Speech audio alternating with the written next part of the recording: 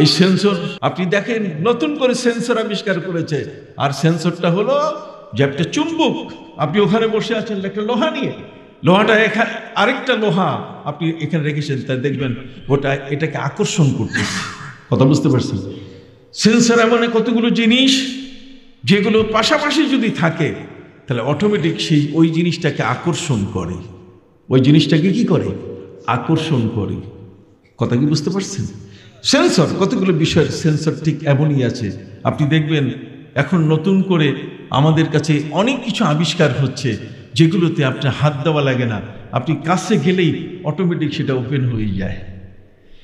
আপনি দেখেন, আপনি আগে চিঠি লিখতেন, এখন চিঠি লেখা লাগে না, এখন আপনি মুখে বলেন চিঠি লেখা হয়ে যাচ্ছে। মুখে বলেন, আপনি মুখে যা বলবেন তা অটোমেটিক লেখা হচ্ছে। আল্লাহু আকবার বলেন না? আগে মানুষগুলো বুঝতো না। পবিত্র কোরআন মজিদে আল্লাহ পাক রব্বুল আলামিন বলে রেখেছেন, মা ইয়ালফিজু মিন কাউলিন ইল্লা লাদাইহি রাকিবুন আতীদ। আল্লাহ বলছেন, বান্দা মুখ থেকে যে কথাগুলো বলো সেগুলো আমার ফেরেশতার সাথে সাথে লিখে নিচ্ছে। সুবহানাল্লাহ বলেন।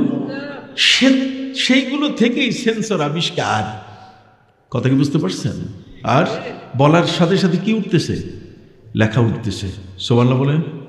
শুধু তাই নয়, বরং হযরতে মূসা আলাইহিস সালামের সময়কালে তিহি নামক ময়দানে যারা বন্দী ছিল, সেই বন্দী আসামিরা হযরতে মূসা আলাইহিস সালামের কাছে বলল, আমরা তো পানির সংকটে পড়েছি, আমাদের কোনো পানি নাই, আপনি পানির ব্যবস্থা করেন। হযরতে নবী মূসা আলাইহিস সালাম বলেন যে পানি পাবো কই? পানির মালিক তো আল্লাহ। যেটা বলেন, পানির মালিক কে? আল্লাহ। আল্লাহ। অতএব আল্লাহর কাছে পানি চাইতে হবে, আমার হাতে পানি নাই। ওরা বলল, নবী মূসা, আল্লাহর সাথে আপনার খুব হট কানেকশন, আল্লাহর সাথে আপনার যোগাযোগ এত বেশি, আপনি আল্লাহর কাছে আমাদের জন্য একটু বলেন। হযরতে নবী মূসা আলাইহিস সালাম আল্লাহর কাছে মুনাজাত শুরু করলেন। কোরআন বলছে, ওয়া ইজিস্তাসকা মূসা লিকাওমিহি। হযরতে মূসা আলাইহিস সালাম তার সম্প্রদায়ের জন্য তিনি পানির আবেদন করলেন, আল্লাহর কাছে ইস্তিসকা করলেন, পানি চাইলেন। যখনই পানি চাইলেন তখন আল্লাহ তাআলা বললেন, মূসা, আমি তো নবীর দোয়া ফেরত দেই না। সুবহানাল্লাহ বলেন। আমার ওলি, আমার নেককার বান্দাদের দোয়া আমি কখনো কি দেই না? ফেরত দেই না। অতএব তুমি একটা কাজ করো, একটা পাথরের উপরে তুমি লাঠি দিয়ে, তোমার হাতে যে লাঠিটা আছে ওই লাঠিটা দিয়ে তুমি আঘাত করো। হযরত নবী মূসা আলাইহিস সালামের লাঠি আপনারা দেখেন নাই? আমি দেখে এসেছি, আল্লাহ আমাকে দেখার সুযোগ করে দিয়েছেন। সেটা হচ্ছে ইস্তাম্বুলের সে তোপকাপি মিউজিয়াম, সেখানে নবী মূসা আলাইহিস সালামের লাঠি রাখা আছে, যে লাঠিটা অজগর সাপ হয়ে গিয়েছিল।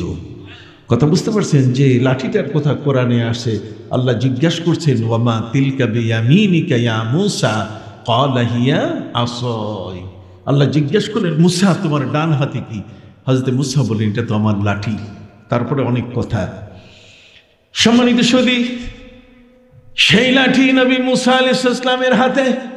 আল্লাহ পাক রব্বুল আলামিন বলে দিলেন, মূসা তুমি তোমার লাঠি দিয়ে যে কোনো একটা পাথরের উপর আঘাত করো, দেখবে পাথরটা 12টা টুকরায় পরিণত হয়ে যাবে।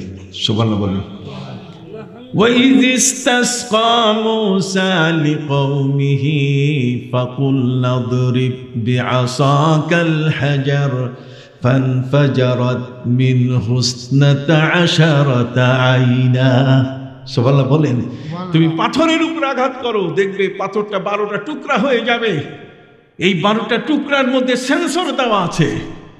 অতএব তুমি 12টা জায়গায় আলাদা আলাদা করে রেখে তোমার 12 গোত্র, হযরত মূসা নবী ইসনা আশারা নাকিবা, পবিত্র কোরআনে 12 গোত্রের কথা এসছে, 12 দলপতির কথা এসছে।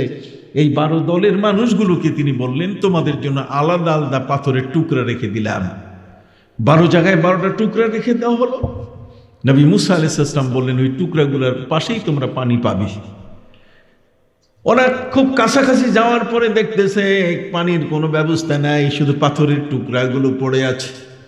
নবী মুসা আলাইহিস সালামের কাছে আবেদন করলো, মুসা নবী, পাথর দেখার জন্য তো আমরা যাই নাই, পাথর দেখার আমাদের প্রয়োজন নেই, আমরা পাথর পরিদর্শনে যাওয়ার জন্য প্রস্তুত নই, আমাদের পানি দরকার।